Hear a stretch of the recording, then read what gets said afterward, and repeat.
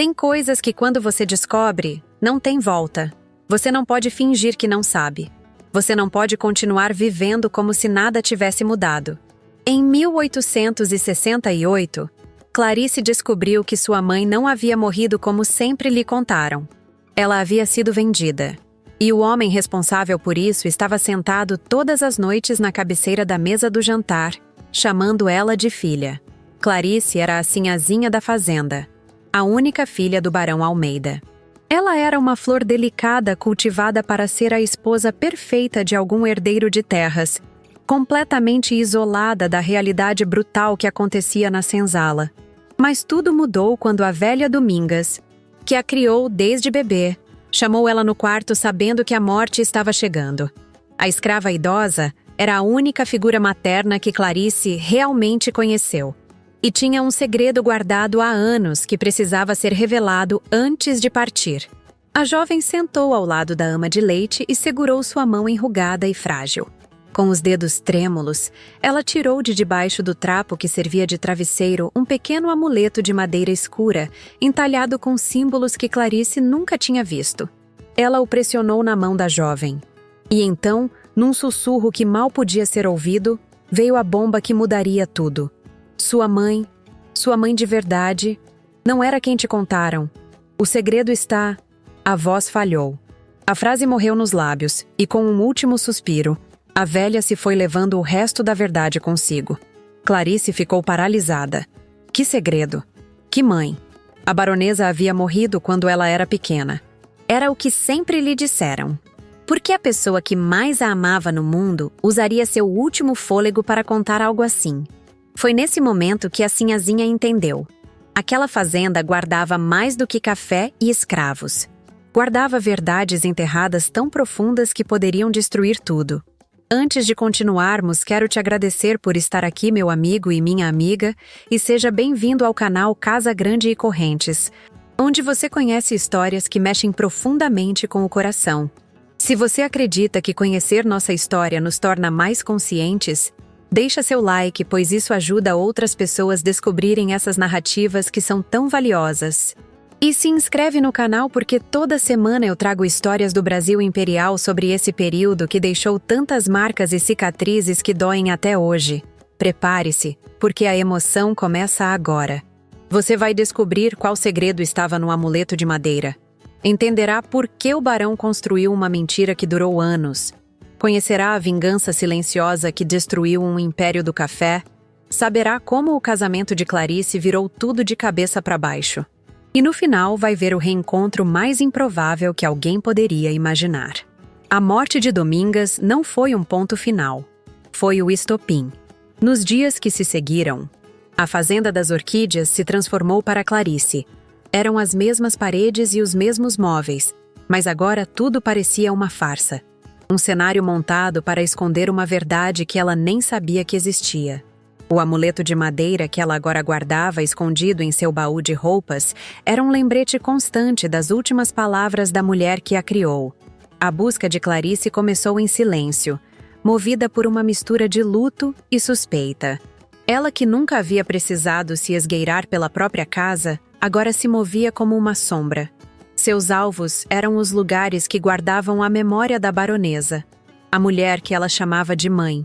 A pequena biblioteca particular, o oratório onde a família rezava, os baús de enxoval que nunca mais haviam sido abertos. Em cada livro, santo, em cada peça de linho amarelado pelo tempo, ela procurava por algo que não sabia nomear. Uma carta fora do lugar, uma anotação na margem de um livro, qualquer coisa que confirmasse a história de Domingas. Seu pai, o barão Almeida, parecia não notar a mudança no comportamento da filha.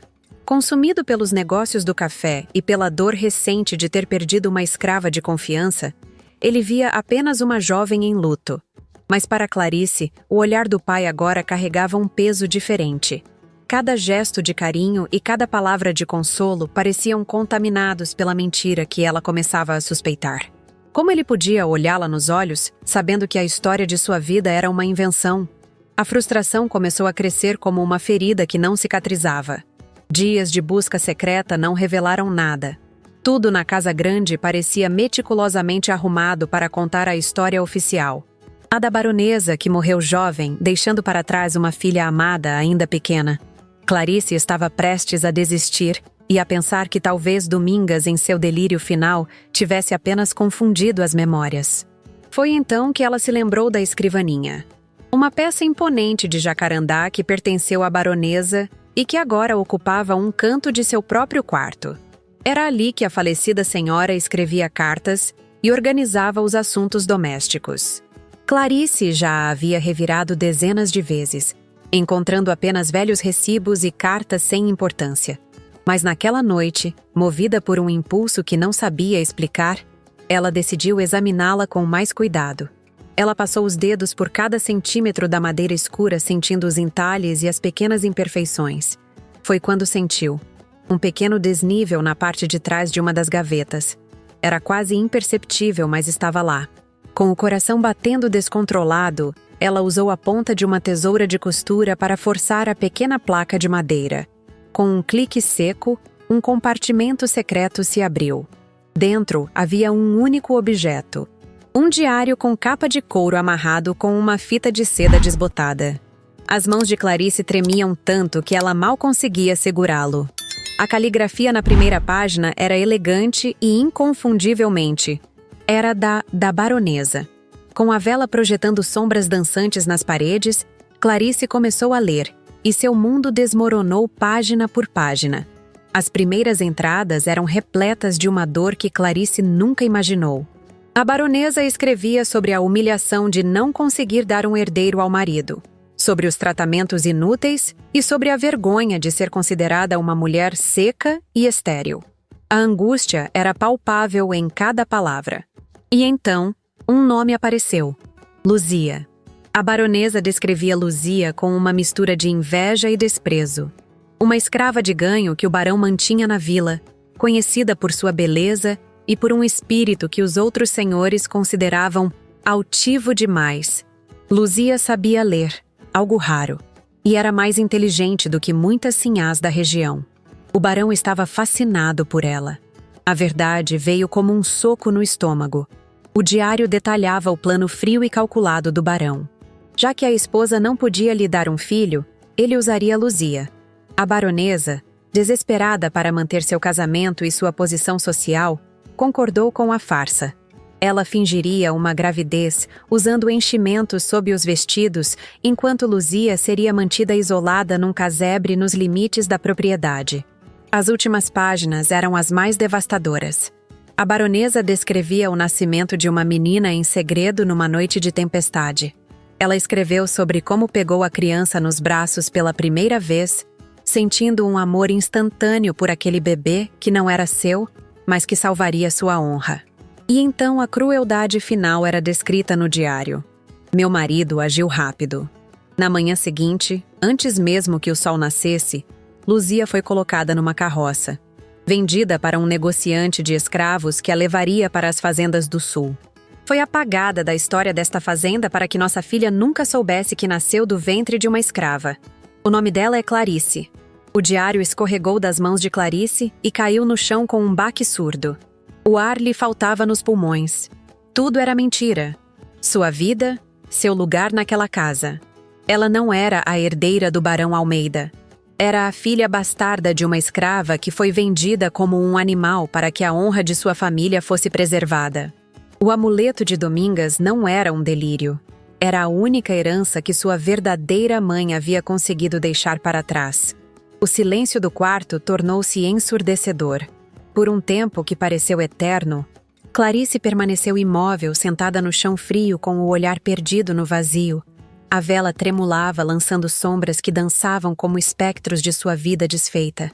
Lentamente ela se inclinou e pegou o amuleto de madeira. A peça, antes um mistério, agora queimava em sua palma como a brasa de uma verdade incandescente. Era o toque de sua mãe, e a única coisa que lhe restava dela. Cada lição de piano, vestido de seda, palavra de afeto do barão. Tudo se revelava como os tijolos de uma prisão dourada, construída para esconder a sua verdadeira origem. A dormência deu lugar a uma fúria fria. Uma onda de repulsa que subiu de seu estômago e lhe apertou a garganta. O barão, o homem cujas mãos ela beijava em sinal de respeito e chamava de pai. A imagem dele, que até então era a de um pilar de força e retidão, desmoronou, substituída pela de um tirano calculista que negociara a vida de uma mulher para garantir sua linhagem. O carinho dele não era amor, era posse. O cuidado, uma forma de controlar a peça mais valiosa de sua farsa. Cada memória afetuosa que tinham juntos transformou-se em veneno corroendo-a por dentro.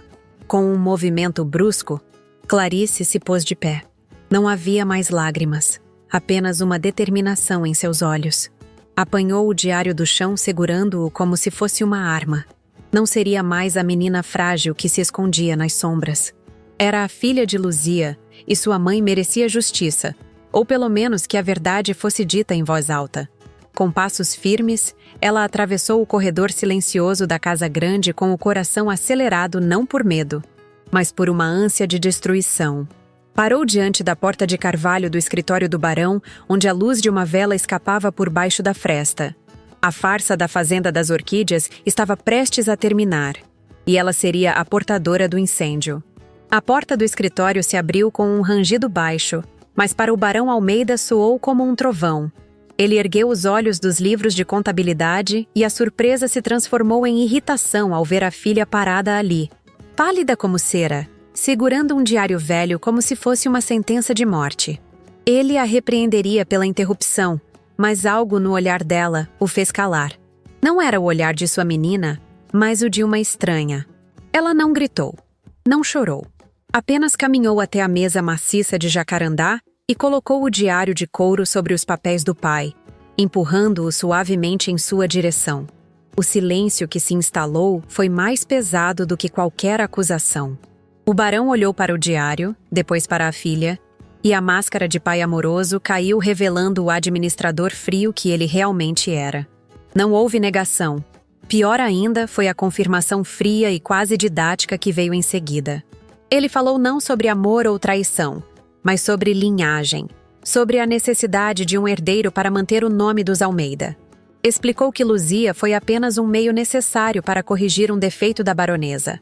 A venda dela para o sul foi simplesmente a conclusão lógica da transação, uma forma de limpar os registros e garantir que o futuro de Clarice, sua herdeira, estivesse seguro. Cada palavra era um golpe despindo a crueldade de sua lógica e mostrando a Clarice que, para ele, tanto a mãe estéril quanto a mãe escravizada eram apenas peças em seu jogo de poder. Clarice ouviu tudo sem derramar uma única lágrima.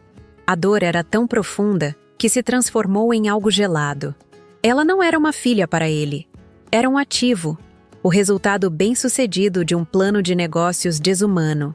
Ela se retirou do escritório sem dizer uma palavra, deixando para trás um homem que não a reconhecia mais e um abismo que jamais seria transposto.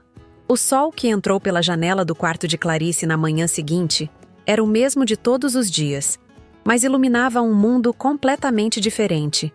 Pela primeira vez na vida, ela se olhou no espelho e não viu a sinhazinha de pele clara e cabelos lisos. Procurava os traços de Luzia em seu próprio reflexo. A curva de seus lábios e a forma de seus olhos seriam parecidos com os da mãe que nunca conheceu? O sangue que corria em suas veias era o mesmo da mulher que seu pai vendeu. Sua pele, antes um símbolo de privilégio, agora parecia uma mentira, uma máscara que a separava de sua verdadeira herança. Naquele dia, ela caminhou pela fazenda não como sua futura dona, mas como um fantasma. O som do chicote de Sebastião, o feitor, que antes era apenas um ruído de fundo, agora ecoava em seus ouvidos como se estivesse rasgando sua própria pele. Ela observou os rostos exaustos dos escravos no terreiro de café e não viu mais uma massa anônima de trabalhadores. Aquele era o povo de sua mãe. Havia uma mulher amamentando um bebê, e ela se perguntou se Luzia a havia segurado daquele jeito. Viu um homem velho com as costas marcadas por cicatrizes e imaginou o sofrimento que sua mãe deve ter enfrentado. A senzala não era mais uma construção distante. Era o lugar onde sua história havia começado, o lugar de onde sua mãe foi arrancada. A crueldade do barão, que ela antes aceitava como a ordem natural das coisas, ganhou uma dimensão pessoal e monstruosa. Ele não era apenas um senhor de escravos. Ele era o homem que havia escolhido o lucro em vez da humanidade, e a honra em vez do amor. Ele era o arquiteto de sua dor. Nos dias que se seguiram, uma revolta silenciosa começou a queimar dentro dela. Movida por um instinto que vinha de suas raízes recém-descobertas, ela procurou Benedito, o ferreiro da fazenda, um homem idoso e respeitado entre os escravos cujos olhos guardavam a memória de gerações. Mostrou-lhe o amuleto que Domingas lhe deu. Os olhos de Benedito se arregalaram por um instante num flash de reconhecimento. Ele explicou que aqueles eram símbolos de proteção de um povo guerreiro, o mesmo povo de Luzia. E então, com a voz baixa, ele contou sobre ela. Uma mulher que não baixava a cabeça, que ensinava outras escravas a ler em segredo e que tinha um orgulho que nem o cativeiro conseguia quebrar. Naquele momento, a imagem de sua mãe deixou de ser a de uma vítima passiva e se tornou a de uma resistente. E a vingança que começou a germinar no peito de Clarice não era um desejo explosivo de destruição imediata. Era algo mais frio, mais paciente e mais inteligente. Ela não fugiria, não se mataria. Ela usaria a própria farsa de seu pai contra ele. Ela se tornaria a herdeira perfeita que ele sempre quis. Aprenderia cada detalhe sobre o funcionamento da fazenda e ganharia sua confiança absoluta. Faria tudo isso para, no momento certo, poder destruir o império de seu pai por dentro, peça por peça. A flor delicada da fazenda das orquídeas havia morrido. Em seu lugar crescia algo com espinhos, nutrido pela verdade e regado por um desejo implacável de justiça em nome de Luzia. O primeiro passo de sua nova vida foi dado na manhã seguinte. Ela bateu à porta do escritório, uma cortesia que nunca antes julgou necessária. O barão, surpreso, a observou entrar. Esperava encontrar os vestígios da tempestade da noite anterior, olhos inchados e um espírito quebrado. Mas deparou-se com uma calma angelical que o desarmou. Com a voz firme e desprovida de emoção, ela disse que queria aprender sobre os negócios da fazenda. Tudo, desde os livros de contabilidade até o manejo do café. Afinal, ela seria a herdeira dele e precisava entender o que herdaria. Um sorriso lento e satisfeito se espalhou pelo rosto do barão.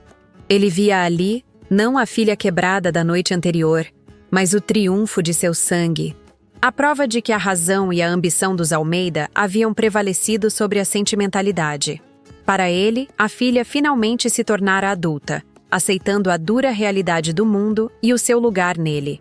Mal sabia ele que ela não aceitava o mundo dele. Preparava-se para incendiá-lo. Assim começaram os dias duplos de Clarice. De dia era a aluna aplicada do barão, absorvendo cada detalhe sobre preços, rotas de exportação e, para seu horror, a contabilidade que registrava os escravos como propriedade. Cada nome ao lado de um valor monetário. Ela aprendeu a mascarar a náusea com uma expressão de interesse e a transformar o ódio em perguntas inteligentes. À noite ou em momentos de descanso longe dos olhos do pai, ela ia para perto da ferraria. E lá, era a ouvinte atenta de Benedito. Ele lhe ensinava a ler as estrelas para se orientar, a identificar ervas que curavam e que podiam adoecer, e sussurrava os nomes e as histórias daqueles que o barão via apenas como números. Ela aprendeu sobre a rede de comunicação silenciosa que existia entre os cativos, os códigos nos cantos de trabalho e os olhares que significavam mais que 1000 palavras. Ela aprendia a língua do opressor e os segredos dos oprimidos. Cada livro que lia com o pai era uma arma.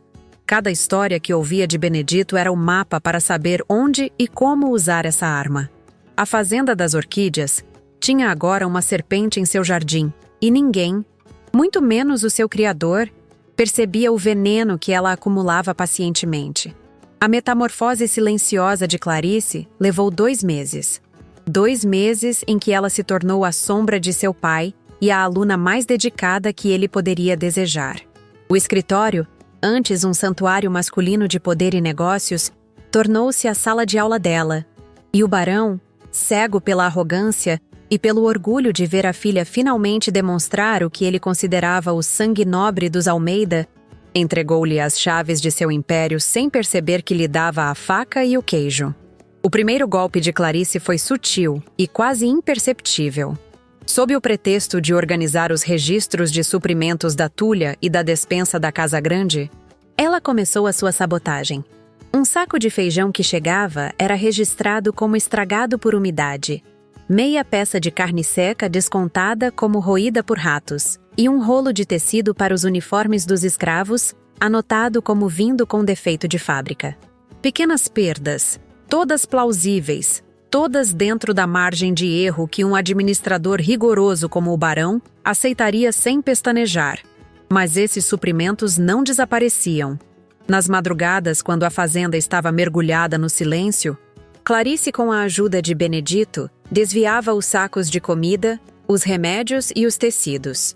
O ferreiro, que a princípio hesitou, temendo pela vida da filha de Luzia, viu em seus olhos a mesma chama de resistência da mãe e cedeu.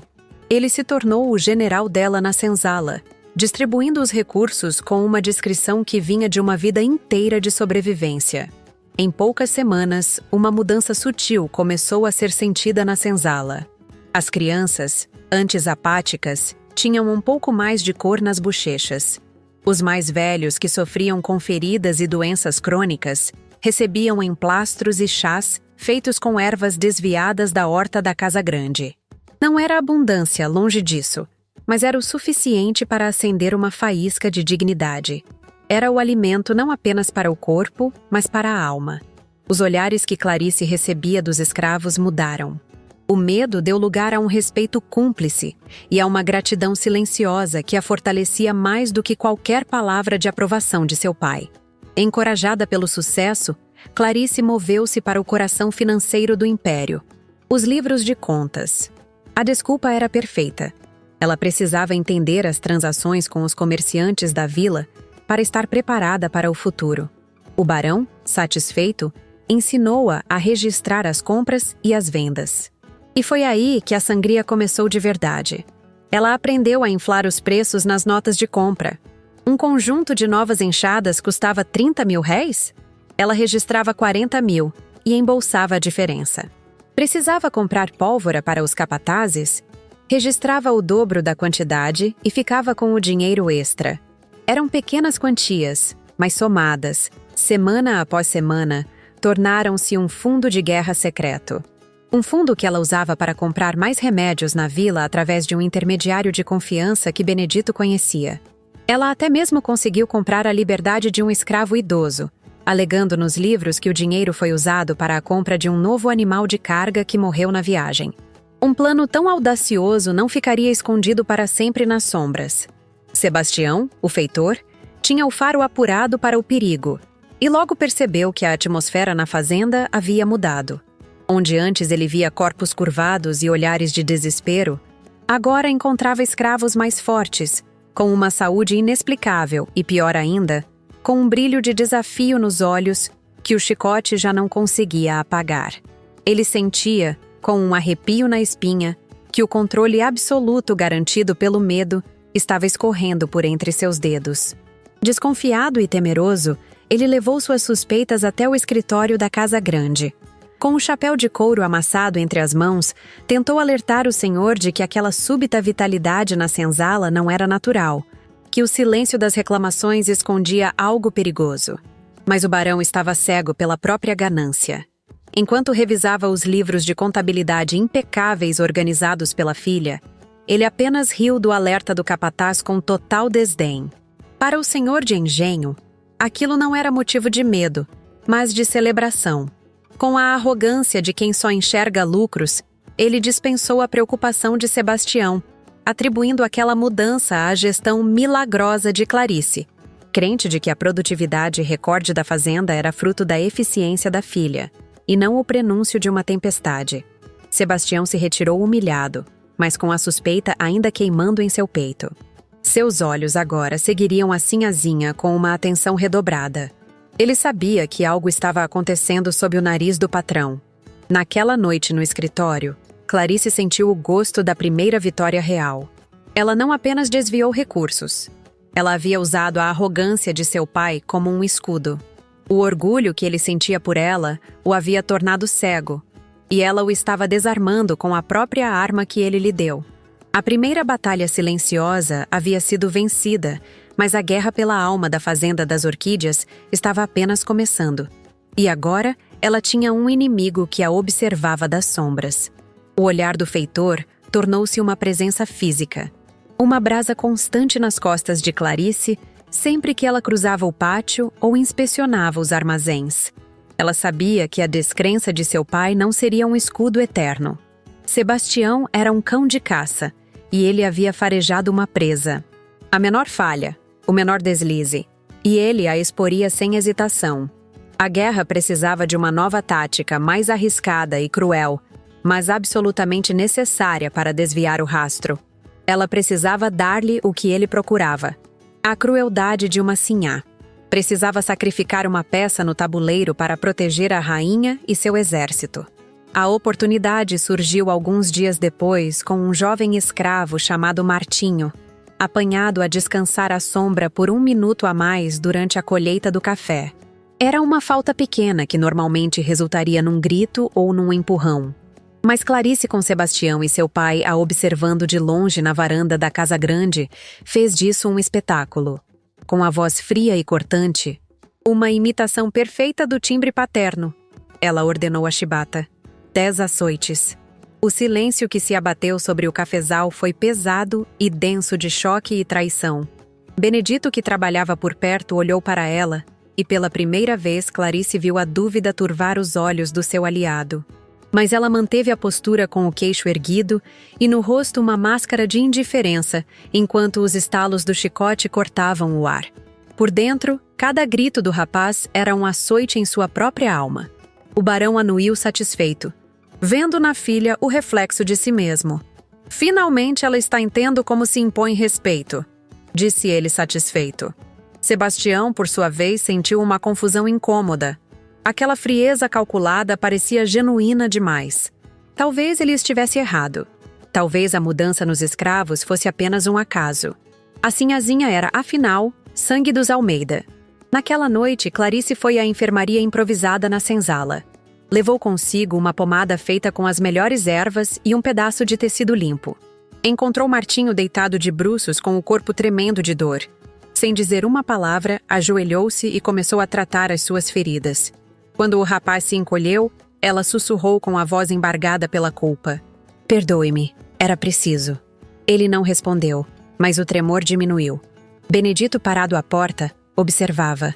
A dúvida em seu olhar se dissipara, substituída por uma compreensão sombria e um respeito ainda mais profundo. Aquele ato de crueldade pública, seguido por um ato de compaixão secreta, selou o pacto deles. Clarice não era apenas uma benfeitora. Ela era uma comandante disposta a pagar o preço da guerra. E agora seu inimigo principal acreditava que ela era exatamente igual ao pai. A camuflagem estava completa. A crueldade era uma armadura e Clarice aprendeu a vesti-la todos os dias. Com a desconfiança de Sebastião temporariamente neutralizada e a admiração cega do barão, ela ganhou o que mais precisava: liberdade de movimento. A sinhazinha, que antes se limitava à casa grande e aos jardins, agora cavalgava pela propriedade, inspecionava as colheitas e até acompanhava as caravanas de mulas até a beira da estrada principal. Tudo sob o pretexto de ser a herdeira diligente. Seu pai via poder. Ela via oportunidades. A sabotagem interna, embora eficaz para fortalecer o ânimo na senzala, era apenas o começo. Para destruir um império, era preciso atacar suas fundações e suas conexões com o mundo exterior. Foi Benedito quem lhe deu o próximo elo da corrente. Havia um homem na cidade vizinha, um comerciante de livros chamado Senhor Matias, cujas prateleiras guardavam mais do que romances e poesia. Ele era o coração de um pequeno, mas determinado núcleo abolicionista na região. Meses depois de iniciar sua sabotagem interna e sob o pretexto de encomendar novos livros de Paris, Clarice fez a viagem. A livraria do Senhor Matias era um refúgio de silêncio e cheiro de papel velho. Ele era um homem de meia idade, de óculos e gestos contidos, que a recebeu com a polidez devida à filha de um barão. Mas quando a loja se esvaziou e ela, em vez de falar de Victor Hugo, mostrou-lhe o amuleto de sua mãe, a máscara de comerciante caiu. Os olhos de Matias se estreitaram avaliando-a. Confiar na filha do barão Almeida era como confiar numa serpente. Foi a história de Luzia que quebrou a desconfiança dele. Clarice contou tudo não com lágrimas, mas com a fúria fria de quem tem um propósito inabalável. O dinheiro que ela vinha desviando e que entregou a ele num pesado saco de veludo foi a prova final. Aquilo não era um capricho de menina rica. Era o início de uma aliança. A Fazenda das Orquídeas, antes uma fortaleza do sistema escravista, tornou-se vulnerável. As aulas com o barão se transformaram em sessões de espionagem. Quando ele discutia as rotas mais seguras para o transporte do café até o porto, detalhando os pontos de troca de guarda e os horários de passagem, Clarice memorizava cada palavra. Quando ele se queixava da segurança falha em certas pontes ou trechos da estrada, ela anotava mentalmente. À noite, ela transcrevia tudo em mensagens codificadas escondidas nas páginas dos livros que levava para Matias. O dinheiro desviado agora tinha um destino mais ousado. Parte era usada para financiar a compra de cartas de alforria para os escravos mais velhos e doentes, algo que o barão via como uma forma de se livrar de mão de obra improdutiva sem imaginar que estava financiando a liberdade do povo de sua filha. A outra parte, a maior, financiava uma rede de fuga. Roupas, comida, documentos falsos e abrigo em quilombos próximos. A primeira grande operação foi a fuga da família de Jeremias, um escravo que era primo de Benedito e cuja esposa estava prestes a ser vendida para outra fazenda, separando-os para sempre. A informação de Clarice foi crucial. Uma noite de lua nova, quando uma grande caravana de café estaria saindo, desviando a atenção da maioria dos capatazes para o leste da propriedade. Ela mesma criou a distração final, simulando um mal-estar súbito que exigiu a presença do pai e de vários criados na casa grande, deixando o lado oeste da fazenda com vigilância mínima. Naquela noite, enquanto fingia delírios febris em seu quarto luxuoso, Clarice ouviu o canto distante de uma coruja. Era o sinal combinado por Benedito de que a família havia escapado em segurança. Um sorriso cortou seu rosto no escuro. Era um sorriso feroz. O sorriso de Luzia. O desaparecimento de 3 escravos de uma só vez não podia ser explicado como a morte de um animal de carga.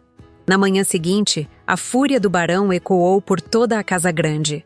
Sebastião, o feitor, andava pelo terreiro como um animal enjaulado com o chicote estalando no ar e a humilhação queimando em seu rosto. Ele sabia. Ele não tinha provas, mas sabia que aquilo não foi sorte, e sim planejamento.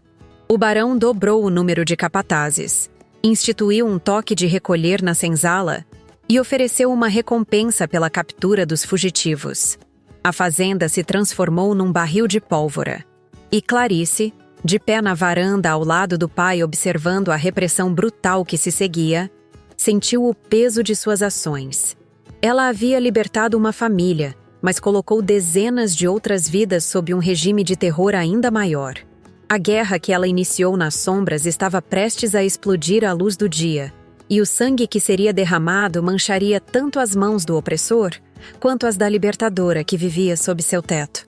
Aquele peso no peito era angustiante. Da varanda, Clarice via o medo que se espalhava como praga. Os sorrisos, antes raros e secretos, tinham desaparecido por completo, substituídos por ombros curvados e olhares baixos que não ousavam se cruzar. Cada estalo do chicote de Sebastião no pátio era uma acusação direta à sua consciência. Ela queria gritar que a esperança não havia morrido e que a fuga de Jeremias era a prova de que a liberdade era possível. Mas as palavras morriam em sua garganta sufocadas pela realidade da retaliação. A sombra de Sebastião caiu sobre ela antes mesmo que seus passos fossem ouvidos, anunciada pelo cheiro acre de suor e couro que ele carregava como uma segunda pele. Ele se aproximou com a voz grave, soltando um comentário malicioso sobre a preocupação dela, uma sonda para ver se ela vacilava. Clarice, no entanto, sequer se virou. Manteve o olhar fixo nas lavadeiras junto ao poço e respondeu com um golpe direto, jogando a culpa das fugas recentes nas costas dele e lembrando que a paciência do barão com a incompetência do feitor estava no fim. Sentindo a fúria crescer dentro de si, ele insinuou, sem muita sutileza, que o mal-estar repentino dela na noite das fugas tinha sido conveniente demais para ser apenas coincidência. Aquilo foi o limite.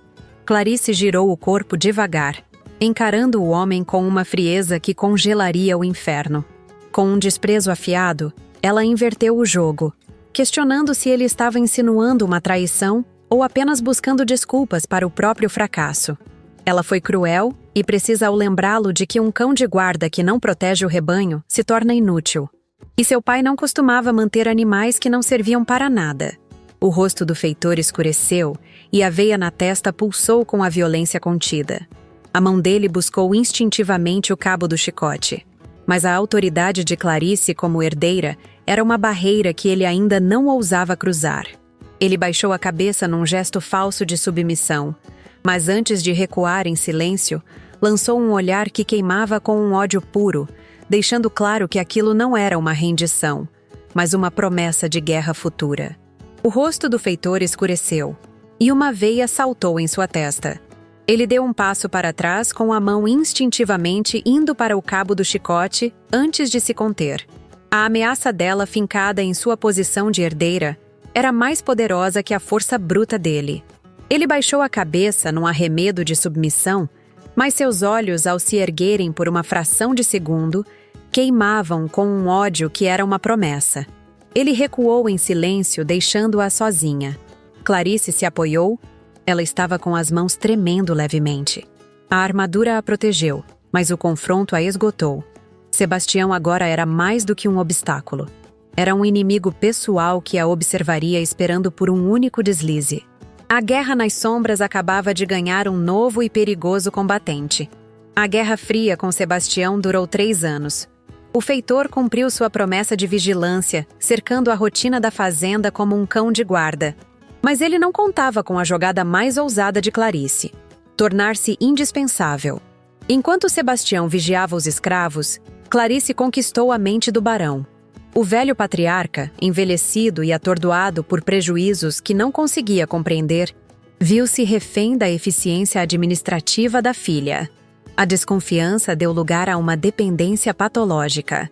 Ele passou a assinar documentos comerciais, contratos com fornecedores e procurações para negócios na capital sem a devida leitura.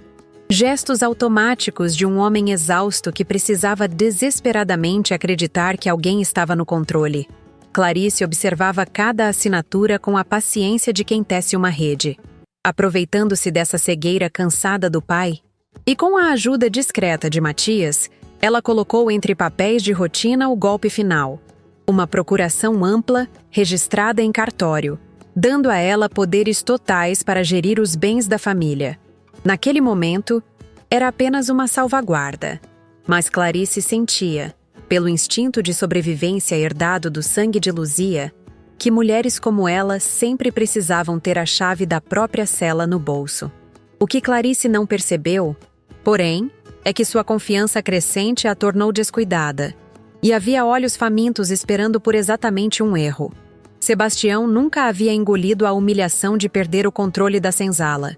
Ele se tornou uma sombra na propriedade, rondando a casa grande todas as noites, vigiando frestas e janelas com a paciência de um predador, certo de que a máscara da sinhazinha perfeita cairia. E sua obsessão foi recompensada. Numa madrugada quente, Clarice cometeu o descuido de deixar uma fresta aberta na cortina do escritório. Do lado de fora, escondido no jardim, Sebastião observava tudo. Clarice estava debruçada sobre a mesa, copiando apressadamente algo do livro oficial para um caderno preto. A tensão no corpo dela era visível. De repente, ela olhou para o teto com os olhos arregalados, pois ouviu os passos do pai no andar de cima. O barão sofria de insônia e podia descer, e se pegasse ela ali, poderia levantar alguma suspeita. Sabendo que seria impossível levar seu caderno de anotações para o quarto sem correr o risco de cruzar com o pai no corredor, ela tomou uma decisão desesperada. Clarice empurrou o caderno preto para o fundo de uma prateleira. Escondendo o objeto atrás de velhos livros de direito, apagou a vela correndo e saiu do escritório na ponta dos pés, de mãos vazias. Sebastião, que via tudo, sorriu no escuro. Ele marcou o lugar exato com os olhos. Esperou a casa mergulhar no silêncio e invadiu o escritório como um rato. Foi direto ao esconderijo. Quando abriu, mesmo lendo mal, ele entendeu tudo. Eram listas de datas e valores que não batiam com a pobreza que a fazenda alegava. Era a prova do desvio. Sebastião estava tão mergulhado naquelas anotações que nem percebeu a maçaneta girar. O silêncio da sala foi quebrado pelo grito do barão perguntando o que ele estava fazendo sozinho lá dentro, e começou a acusar ele de traição, de roubo. O susto foi tão grande que o feitor recuou até bater as costas na estante. O barão avançou para cima dele, vermelho de raiva, pronto para colocar as mãos no pescoço do invasor. Sem ter para onde fugir, Sebastião usou o livro como um escudo na frente do rosto e gritou que não era ele o ladrão. Aquilo não era roubo dele, mas obra da sinhazinha, pedindo para que o patrão olhasse o livro. O barão parou na hora, com a mão ainda levantada. Ele arrancou o caderno das mãos do feitor com violência, mas quando seus olhos pousaram nas páginas abertas, a fúria deu lugar a uma confusão atordoada. Ali estava a caligrafia que ele conhecia tão bem, a letra bonita de Clarice. Por um instante, sua mente se recusou a aceitar o que via. Tentou buscar qualquer outra explicação, convencer-se de que era um engano, pois sua filha, seu braço direito, jamais faria aquilo. Mas a matemática era cruel e precisa. As listas de dinheiro desviado, as datas e os valores batiam exatamente com os prejuízos que tiravam seu sono. A negação desmoronou e o choque foi tão devastador que a raiva esfriou na hora. A ruína da fazenda não era azar, nem praga. Era a própria filha. O confronto que explodiu naquele escritório teve o peso de uma morte. O barão não esperou o amanhecer. Ele mandou buscar Clarice no quarto aos berros e, quando ela entrou, ainda com as roupas da noite, o clima ficou insuportável. Ao ver a filha confirmar o crime com o queixo erguido, sem derramar uma lágrima, algo quebrou dentro dele. A revolta do barão não foi pelo dinheiro perdido, mas pela humilhação de ter sido feito de fantoche dentro da própria casa. Ele andava pela sala, transtornado, perguntando como ela foi capaz de beijar a mão dele e fingir preocupação com a fazenda por 3 anos, enquanto planejava a ruína dele a sangue frio. A dor de perceber que todo aquele carinho de filha era apenas uma máscara doeu muito mais que o roubo. A resposta do barão diante daquela traição não foi o castigo físico, foi o exílio. Ele olhou para a filha com o desprezo de quem descarta um negócio falido e deu a sentença final. Se ela gostava tanto de mexer no dinheiro da fazenda, agora ela serviria para repor o que roubou. Ele decidiu ali mesmo que a venderia em casamento, como uma mercadoria de luxo, para o primeiro homem rico que aceitasse levá-la para bem longe, para outra província, onde ela seria domada e esquecida. Clarice ouviu a condenação sem expressar nenhuma emoção, mas sua mente trabalhava rápido. Ela sabia que enfrentar o pai ali, sozinha naquele escritório trancado, era suicídio. Ela precisava de testemunhas. Precisava que a queda dele fosse pública. Por isso, quando ele marcou o jantar de noivado para dali a 2 semanas e exigiu obediência, Clarice aceitou o destino em silêncio. O barão viu aquilo como submissão, mas era apenas a calmaria antes da tempestade. Ela usaria aquele jantar não para casar, mas como o palco perfeito para o golpe final. A família escolhida foi a dos Vasconcelos, fazendeiros prósperos de uma propriedade vizinha, conhecidos por serem progressistas, mas ainda tradicionais o suficiente para não levantarem suspeitas. O pai, Coronel Vasconcelos, era abolicionista convicto, mas discreto, e o filho Rafael, um jovem de 28 anos recém-chegado de estudos na Europa, carregava ideias modernas sobre trabalho assalariado e fim da escravidão. O barão não se importava com as convicções políticas da família. Importava-se apenas que fossem ricos, respeitados e estivessem dispostos a aceitar Clarice como nora. O jantar foi marcado para uma sexta à noite. A casa grande foi preparada com esmero. Cristais foram polidos, a prataria brilhava e os escravos da cozinha prepararam um banquete digno das grandes ocasiões. À mesa, além do barão e Clarice, estavam o coronel Vasconcelos, sua esposa Dona Amélia, o filho Rafael e 2 amigos próximos do barão, testemunhas silenciosas daquela união que seria anunciada. A atmosfera era tensa, mas educada. Rafael olhava para Clarice com curiosidade respeitosa, notando o silêncio incômodo dela, a forma como ela segurava o garfo com força demais. Foi quando o barão se levantou para fazer o brinde oficial que tudo começou a desmoronar. Com a taça erguida, ele anunciou o noivado entre Clarice e Rafael. Falou sobre a união de 2 grandes famílias, sobre o futuro próspero que esperava o casal. Todos brindaram, menos Clarice. Ela também se levantou, mas não para brindar.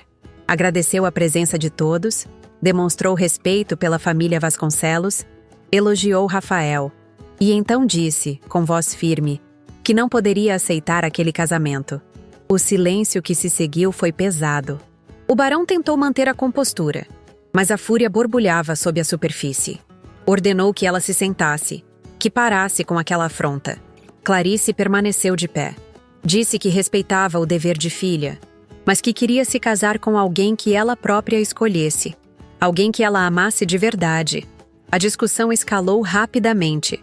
O barão acusou-a de ingratidão. Lembrou tudo o que fez por ela, a educação, o luxo, o nome. Clarice, visivelmente já alterada, respondeu que ele a criou sob mentiras, que escondeu quem ela realmente era. Os convidados assistiam horrorizados, sem saber se deveriam intervir ou apenas testemunhar o desastre. Foi no calor daquela discussão, quando o barão berrou que ela não passava de uma filha ingrata que devia obediência e que deveria honrar no nome da família, que Clarice soltou as palavras que mudariam tudo para sempre. Disse que o sangue que corria nela não era só dele, era de Luzia, de uma escrava, que ela era filha de uma mulher escravizada e que isso a fazia tão parte daquele sistema de horror quanto qualquer pessoa acorrentada na senzala. O silêncio que se seguiu foi de outro tipo. Não era apenas choque, era terror social, a quebra de todas as regras não escritas da elite, a revelação de um segredo que destruía reputações. O barão ficou roxo. Tentou se levantar, agarrou-se à beirada da mesa, mas o corpo não obedeceu. A mão esquerda foi a primeira a ceder, depois a perna. E então ele desabou, levando pratos e taças junto. O som da porcelana se estilhaçando ecoou pela sala. Rafael foi o primeiro a correr para ajudá-lo, gritando por água e panos. Dona Amélia cobriu a boca com as mãos. Clarice permaneceu imóvel, observando o pai caído no chão. O homem que sempre pareceu indestrutível, agora estava vulnerável, babando e incapaz de falar. O médico foi chamado às pressas. O diagnóstico foi devastador. O barão sofreu um acidente vascular cerebral. Sobreviveria, mas ficaria com sequelas graves.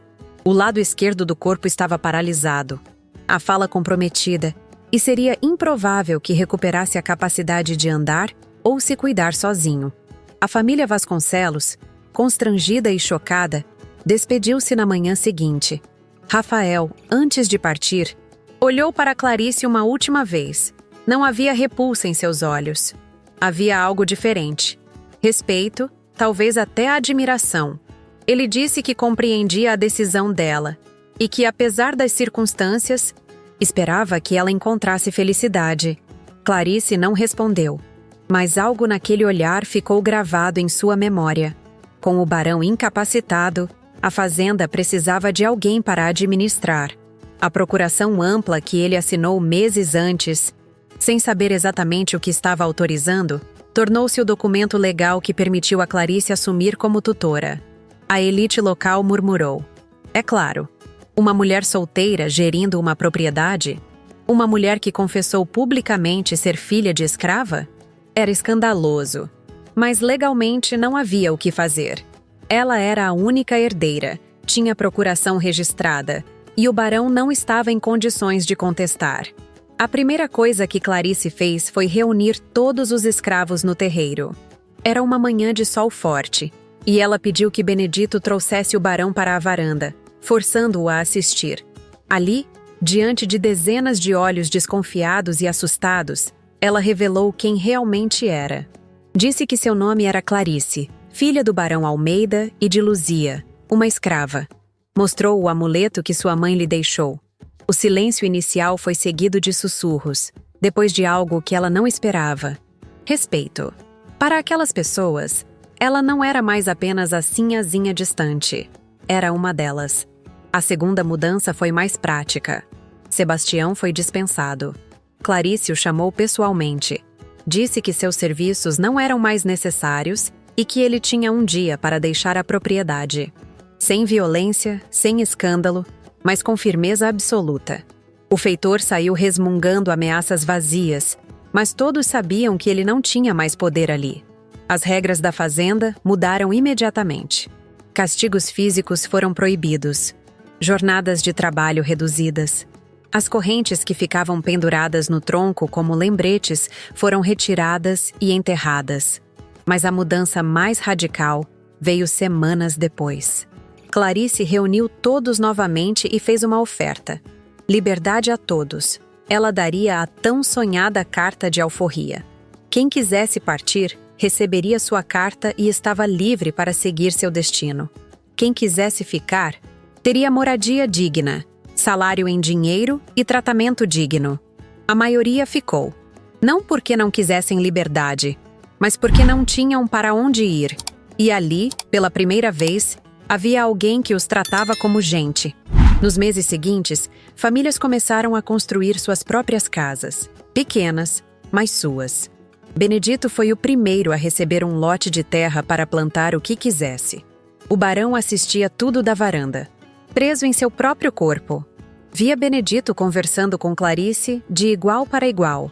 As crianças livres brincando sem medo, pois agora não eram obrigadas a trabalhar desde cedo. Via ex-escravos plantando suas próprias hortas, construindo seus próprios sonhos. E não podia fazer nada além de babar e gemer sons incompreensíveis. Clarice cuidava dele todos os dias, como dever de filha, mas sem afeto. Acompanhava ele ser alimentado, limpava sua boca e antes de sair, sempre sussurrava a mesma coisa: "Isto é o que minha mãe teria feito." A fazenda, contra todas as expectativas, prosperou. Trabalhadores motivados eram mais produtivos que escravos açoitados. A notícia se espalhou. Algumas propriedades vizinhas murmuravam escandalizadas. Outras, secretamente, começaram a observar com interesse. E 6 meses depois do jantar fatídico, uma carruagem parou em frente à casa grande. Era Rafael. Ele veio pedir permissão para visitar Clarice. Não como noivo imposto, mas como alguém que admirava sua coragem e queria conhecê-la melhor. Clarice, surpresa, aceitou o convite para caminhar pelos jardins. Nos meses seguintes, Rafael voltou várias vezes. Conversavam sobre abolição, sobre o futuro do Brasil, sobre como transformar fazendas escravistas em propriedades de trabalho livre. Ele nunca mencionou a revelação da noite do jantar. Para ele, aquilo só tornava Clarice mais extraordinária. 2 anos depois, em 1873, eles se casaram. Não foi um casamento arranjado, foi escolha. E juntos, transformaram a fazenda em um modelo. Introduziram o sistema de meação, onde ex-escravos cultivavam suas próprias. Benedito viveu para ver a Lei Áurea ser assinada em 1888. Naquele dia, 13 de maio, já velho e cansado, ele reuniu todos os trabalhadores da fazenda no terreiro e leu o decreto em voz alta. Houve choro, abraços e uma celebração que durou até a madrugada. Clarice ficou na varanda da casa grande, segurando o amuleto que nunca mais tirou do pescoço, e pensou em Luzia. Será que sua mãe ainda estava viva? Será que em algum lugar do sul do Brasil ela também estava comemorando a abolição? Durante anos, Clarice havia tentado encontrá-la. Logo após assumir o controle da fazenda, contratou investigadores, escreveu cartas para comerciantes de escravos em todas as províncias do sul, vasculhou registros de compra e venda em cartórios. Mas era como procurar uma gota d'água num oceano. Escravos não tinham sobrenome, os registros eram incompletos ou inexistentes, e muitos haviam mudado de mãos tantas vezes que o rastro se perdia completamente. A cada carta que voltava sem resposta, a cada investigador que retornava de mãos vazias, Clarice sentia um pedaço de esperança morrer. Ela chegou a considerar que talvez Luzia já não estivesse mais viva ou que simplesmente nunca a encontraria. A dor daquela impossibilidade era uma ferida que nem a vitória sobre o barão conseguia curar. Mas o destino tinha outros planos. 3 meses depois da abolição, numa tarde quente de agosto, Clarice estava organizando os livros de contabilidade quando ouviu vozes no portão da fazenda. Uma das mulheres que trabalhava na casa grande entrou apressada no escritório com os olhos arregalados e a voz trêmula. Tinha uma mulher lá fora. Uma mulher que dizia ser Luzia e que estava procurando pela filha. O mundo de Clarice parou. Ela largou a caneta e correu sem sapatos e sem pensar. Atravessou a varanda e desceu os degraus da casa grande. E ali, no portão da fazenda, estava uma mulher, magra, com a pele marcada pelo sol e pelas cicatrizes de uma vida inteira de cativeiro. Ela vestia roupas simples, mais limpas e carregava um pequeno embrulho de tecido nos braços. Quando seus olhos encontraram os de Clarice, as lágrimas vieram instantâneas e silenciosas. Luzia não precisou perguntar. Ela sabia. Via no rosto da filha os mesmos traços que olhava no espelho, a mesma curva dos lábios, a mesma força no olhar. E Clarice, segurando o amuleto no pescoço, viu finalmente a mulher que lhe deu a vida. Sem palavras, as duas correram uma em direção à outra e se abraçaram com a força de 20 anos de separação. Luzia chorava e repetia o nome da filha como uma prece, e Clarice, pela primeira vez desde a morte de Domingas, permitiu-se chorar também. Naquela noite, sentadas na varanda da casa grande com Rafael e Benedito ao lado, Luzia contou sua história. Depois de ser vendida para uma fazenda no sul, ela trabalhou por anos como escrava doméstica. Sabia ler e escrever, o que a tornava valiosa, e seu senhor, embora cruel, a utilizava para fazer registros e cartas. Como escrava de ganho, tinha permissão para circular pela vila e fazer pequenos serviços extras. Bordados, costuras, lavagens de roupa. Cada centavo que ganhava, ela guardava. Durante 20 anos, guardou tudo com um único objetivo: comprar a liberdade e encontrar a filha. Quando a Lei Áurea foi assinada, Luzia não perdeu tempo. Com o dinheiro que juntou ao longo de 2 décadas, comprou passagem numa carroça que vinha para Minas Gerais. Ela lembrava do nome, Fazenda das Orquídeas. Lembrava da vila mais próxima. Gastou semanas perguntando, andando pelas estradas empoeiradas, seguindo qualquer pista. Sua capacidade de ler foi crucial para auxiliar no caminho. E, finalmente, naquela tarde viu o portão de ferro com as orquídeas entalhadas e soube que tinha chegado ao fim da busca. Clarice abriu o embrulho que Luzia trouxe. Dentro havia cartas. Dezenas de cartas escritas ao longo de 20 anos, todas endereçadas a ela. Cartas que Luzia nunca pôde enviar, mas ela as escreveu mesmo assim. Uma por ano, no dia em que Clarice nasceu. Cada uma contava sobre sua vida, suas esperanças, seu amor inabalável pela filha que lhe foi arrancada. Clarice leu todas naquela noite, com a mãe ao seu lado e a mão entrelaçada na dela. E quando terminou, levou Luzia até o quarto que havia sido dela quando era apenas a sinhazinha.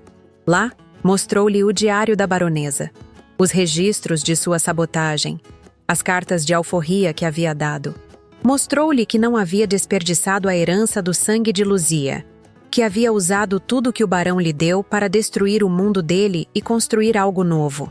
Luzia viveu seus últimos anos na Fazenda das Orquídeas, não como escrava, mas como a matriarca respeitada que sempre deveria ter sido. Ela ensinou as crianças da fazenda a ler e escrever, algo que o barão nunca permitiria. Plantou um jardim de ervas medicinais ao lado da casa grande.